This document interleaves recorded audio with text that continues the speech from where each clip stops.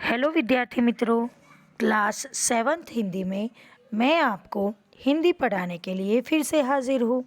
विद्यार्थी मित्रों, last week हमने ये लेसन नंबर 2 हम भी बने महान, उसमें हमने कर्तव्य, नियम सबके लिए एक है और सफलता का रहस्य और प्रामाणिकता, ये 4 कहानियाँ छोटी छोटी हमने प्रेरक कहानियाँ सीखी थी। उसके बाद हमने लेसन नंबर 2 और 3 में जो विशेषण आता है उसके विशेषण का अर्थ और उसके भेद हमने सीखा था। आज हम उसके अभ्यास और स्वाध्याय के प्रश्नों की चर्चा करेंगे। अभ्यास क्वेश्चन नंबर 1, बच्चे को बचाने में देरी होती तो क्या होता।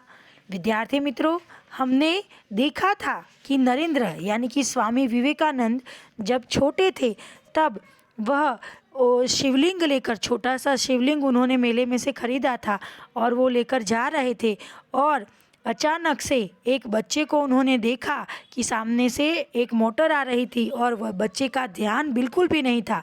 तो उस टाइम नरेंद्र ने झपट कर उस बालक को खींच लिया था।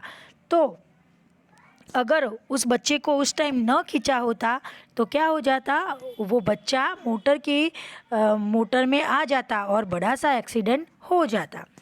2, दूसरों की जान बचाना हमारा कर्तव्य है।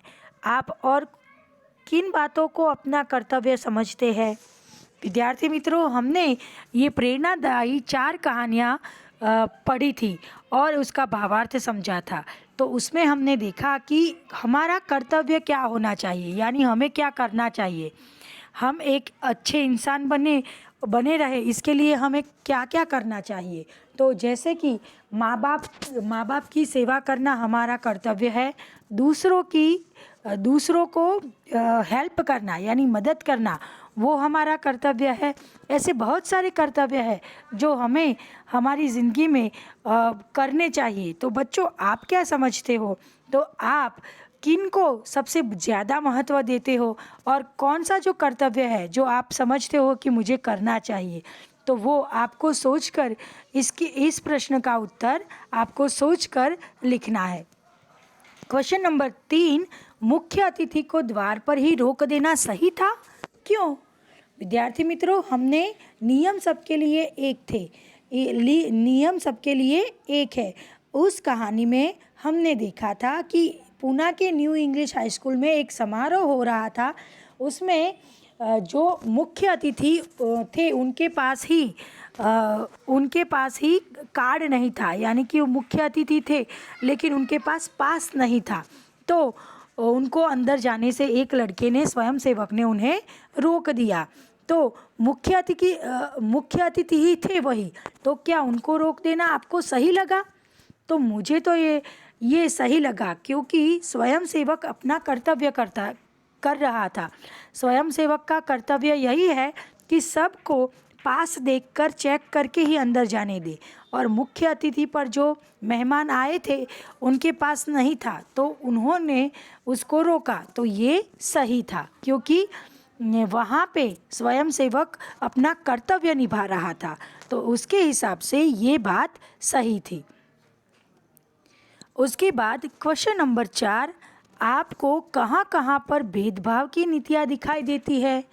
विद्यार्थी मित्रों, आपने कहीं कहीं पे देखा होगा कि कहाँ पे भेदभाव हो रहे हैं। तो ऐसा आपने कहीं कौन सी जगहों पे देखा है कि नहीं, सबके लिए नियम सबके लिए एक है, ऐसा तो सब कहते हैं। लेकिन जैसे हमने देखा था कि यहाँ पे स्वयंसेवक खड़े थे और पूना की हाई स्कूल में एक प्रोग्राम हो रहा था, तो उसमें स्वयंसेवक खड़े थे कि बिना पास के कोई अंदर ना जा पाए, लेकिन मुख्य अतिथि के पास ही पास नहीं था। तो हमने देखा था कि स्वागत समिति के बहुत सारे जो सदस्य थे वही उनको लेने के लिए आए गए थे।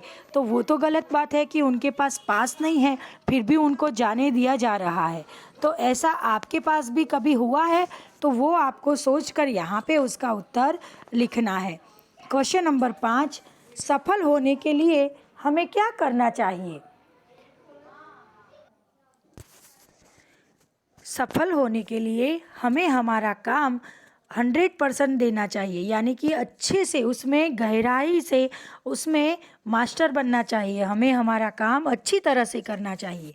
सफलता का रहस्य में हमने देखा था कि कैसे ये सचिन तेंदुलकर जी थे कि वो क्रिकेट मैच में कप्तान थे, फिर भी वह जब अंडर 14 क्रिकेट टीम खेल रही थी तब वो रात को होटल में सब सो रहे थे, तब पूरी रात वो दोनों हाथों से, एक हाथ से गेंद फेंकते थे और दूसरे हाथ से बल्ले से वो मारते थे, और उसी तरह वो इतने अच्छा खेलते थे। फिर भी वह पूरी रात वो क्या करते रहे कि वो क्रिकेट की तैयारी करते रहे, और हर मैच जीतने के लिए वो 3 बार खेलते थे, ऐसा उन्होंने बोला था। तो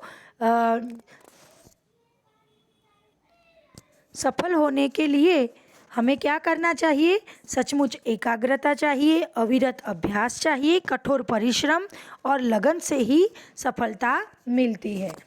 आप किसको प्रामाणिक इंसान कहते हैं? तो प्रामाणिक इंसान यानी ईमानदार इंसान आप किसे कहते हैं?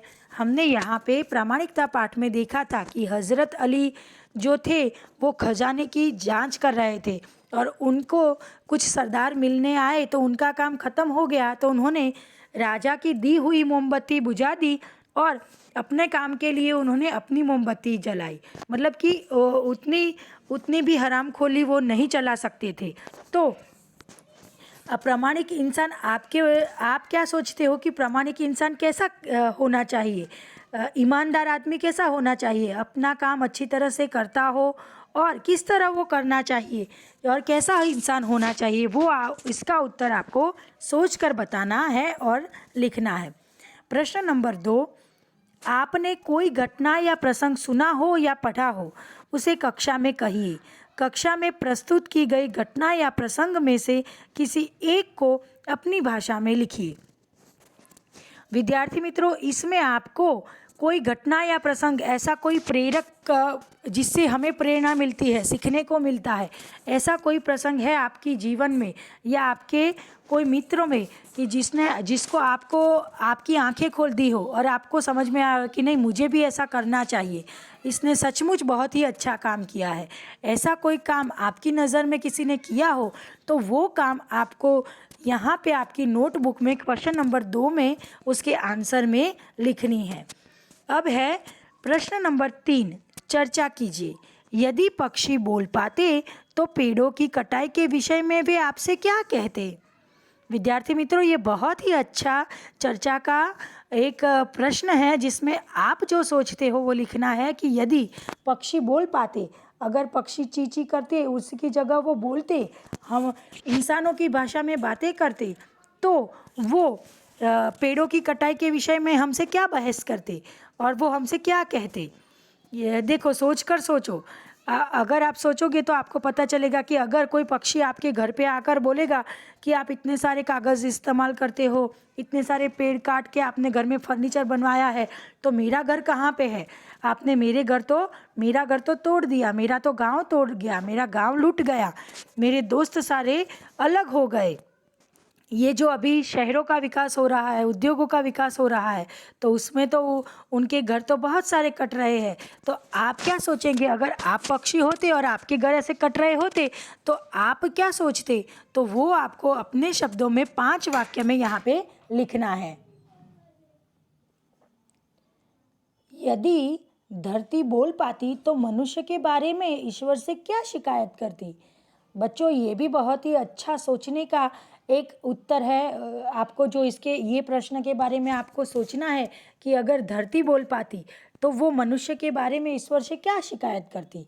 देखो, अभी हमने धरती पर कितने सारे बिल्डिंग्स बना दी है, उन धरती को काट काट के उसमें क्या बनाए हैं, कुएं बनाए हैं और बहुत सी खुदाई कर दी है हमने। तो अगर धरती हमारे जैसे ही बोल पाती, हमसे शिकायत कर पाती, तो वो हमारी शिकायत भगवान के सामने क्या कहती?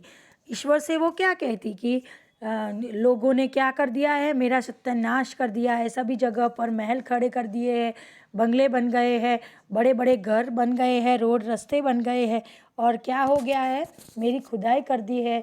तो कोई भी यह बात को समझ नहीं रहा है। धरती के बचाव के लिए जो पेड़ है वो भी उसने काट दिए हैं। तो ऐसी वो क्या क्या शिकायत ईश्वर से करती, वो आपको अपने विचार यहाँ पे लिखने हैं, और उसमें भी आपको 5 वाक्य यहाँ पे सोचकर अच्छे से उसका उत्तर लिखना है। प्रश्न नंबर 4, निम्नलिखित परिच्छेद को पढ़िए और लिखिए। ये परिच्छेद आपको अच्छी तरह से पढ़ना है और सुंदर अक्षरों से आपकी नोटबुक में लिखना है। किसी ने स्वामी विवेकानंद से पूछा, सब कुछ खोने पर भी मनुष्य के पास क्या होना ज़रूरी है? स्वामी विवेकानंद जी ने कहा, उस उम्मीद का होना ज़रूरी है जिसके बलबूते पर हम खोया हुआ सब कुछ वापस पा सकते हैं। बच्चों, ये कितना अच्छा विचार है। स्वामी विवेकानंद जी ने स्वामी विवेकानंद से पूछा गया कि सब कुछ खोने पर अगर मनुष्य के पास कुछ भी नहीं हो तो उसके पास क्या होना चाहिए? तो वो बोलते हैं उम्मीद, यानी हौसला होना ज़रूरी है। हौसले से इंसान कायम है और वो फिर से इतनी मेहनत करके अपने बलबूते पर अपने कार्य से वो आगे बढ़ सकता है। निम्नलिखित परिच्छेदों में से उचित विराम चिन्ह लगाकर लिखिए। यहाँ पे विराम चिन्ह में है पूर्ण विराम, प्रश्नार्थ चिन्ह, उद्गार वाक्य चिन्ह, फिर है डैश, अवतरण चिन्ह, अल्प विराम और गुरु विराम। विद्यार्थी मित्रों, यहाँ पे मैंने आपको सारे विराम चिन्हों के बारे में समझ दी है। तो यहाँ पे कौन सा वाक्य क्या आएगा वो आपको खुद लिखना है, और उसका मैं आपको वीडियो भी भेजूंगी।